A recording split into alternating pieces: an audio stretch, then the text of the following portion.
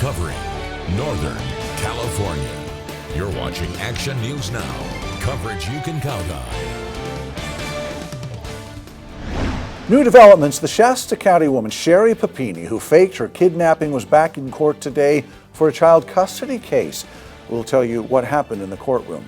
Plus, we show you some new gear you can access to protect your home from the next big wildfire. And new development, Shasta County leaders decide the next step in the ballot measure lawsuit. Shasta County Council will proceed with preparing the title and summary of a proposed election reform ballot measure. The decision was made this morning during a special closed session meeting with county supervisors. It follows a ruling yesterday by the Shasta Superior Court Judge Benjamin Hanna not to delay the requirement. Supervisors worried that measure, submitted by members of the public, would require changes to the voting system that do not comply with state and federal law. Shasta County Supervisor Kevin Cry told us what he expects next. Next steps is we just go through the process and then see what happens. Again, my personal belief is the California Secretary of State will get involved at some point. So I think this is far from over. But for me, what I'm really glad about is the process. We've actually got to go through the process, do it the lawful way. Again, I'm only speaking for myself, but all of us take an oath to the Constitution, and we don't always like some of the things that we have to enforce, but that's the oath we took. The county announced it would submit the title and summary of the measure by the end of day today. Now a live look from the East Las Molinas Alert California camera in Tehama County. Gray skies overhead on our Friday, but it's not all dark and stormy news out there. Chief Meteorologist Howie Gordon tracking the start of our weekend. Howie, there's light at the end of the tunnel, right? Yeah, there's light at the end of the tunnel, and yeah, there's a lot of cloud cover out there. Temperatures are below where they're supposed to be, but there's not really a lot in the way of the rain. And I mean, you really got to go to the higher elevations where, that moisture is getting pushed up the mountains and the foothills, and that's where it's wringing out a little bit of rain and a little bit of snow. Other than that, as you look to the low-lying areas of the valley, not much in the way of anything falling in terms of rain or snow from the sky, just a little bit of cloud cover, or a lot of bit of cloud cover throughout a good portion of the area. We were breezy, winds calmed down, and they picked up slightly. That's pretty much, for the most part, where we're supposed to be, about 7 to 10 miles per hour. But again, second day of spring, and this is late March, closing on April, we should be about 68, 69, even almost 70 degrees. Temperatures with the cloud cover, a little bit of the moisture blocking out the sun today, and then remnants from that cold air mass that moved in days ago, not wanting to leave. We are still below average temperature-wise, but it's going to feel like spring sooner than later, and we'll talk more about that coming up in just a few minutes. Thanks, Howie.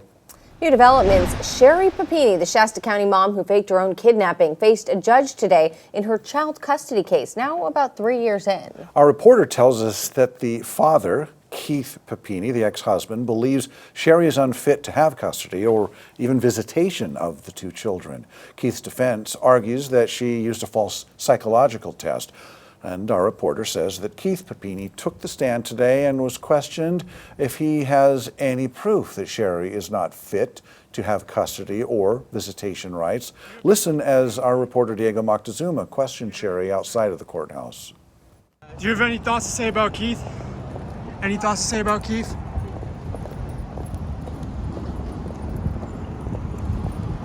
How do you think it went today? Papini was sentenced in 2022 to 18 months in federal prison, but released early from custody in 2023.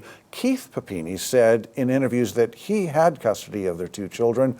Her child custody case has been continued. Her next court date is May 20th.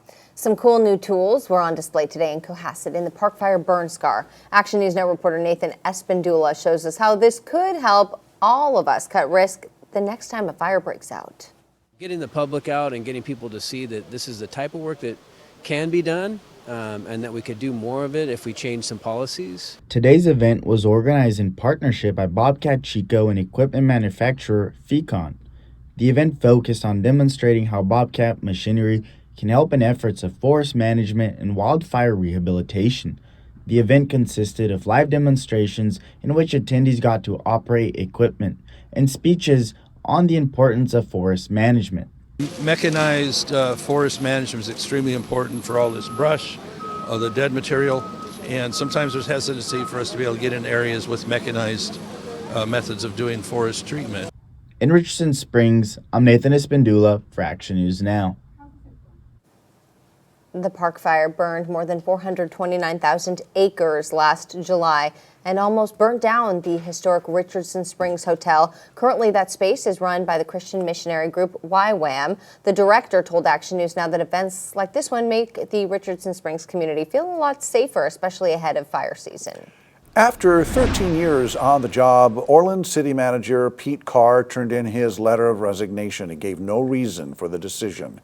That set the stage for a special city council meeting today with the Vice Mayor, J.C. Tull, saying that he hoped Carr would change his mind and stay on. Well, Action News Now spoke with the city's newest council member before the announced meeting.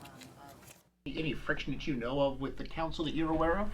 You know, Pete was a class act. If there was friction, he was not one to go out and scream and yell and throw things in the room. Pete's always been a anytime you've seen him in city council, he's been very poised.